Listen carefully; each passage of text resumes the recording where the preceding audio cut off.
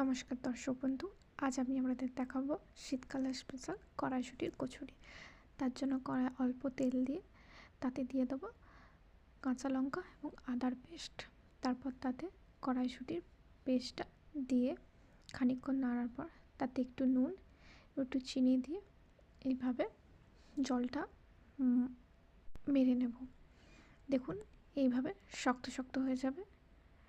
তারপর আপনারা এটিকে নামিয়ে ঠান্ডা হতে দেব। ঠান্ডা হয়ে গেলে এটা হাতে একটুখানি সাদা তেল নিয়ে এগুলোকে ছোট ছোট বলের আকারে করে রেখে দেব। দেখুন এইভাবে। তারপর একটু ময়দা নিয়ে তাতে অল্প নুন এবং সাদা তেল দিয়ে ময়দার ডো মেখে নেব।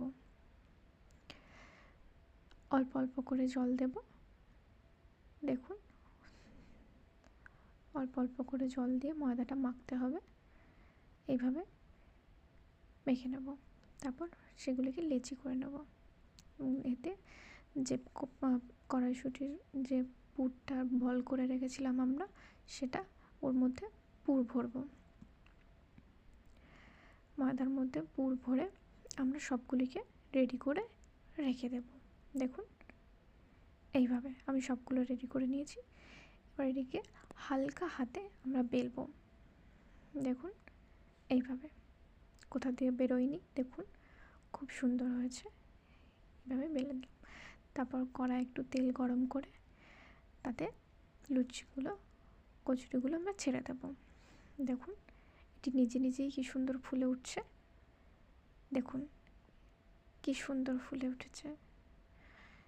এইভাবেই আপনারা বানিয়ে নিতে পারেন খুব সহজেই বাড়িতে শীতকালের স্পেশাল রেসিপি কড়াইশুঁটির কচুরি। আপনারা এটা আলুর দম, ছোলার ডাল বা পনিরের সাথে আপনারা এটা খেতে পারেন।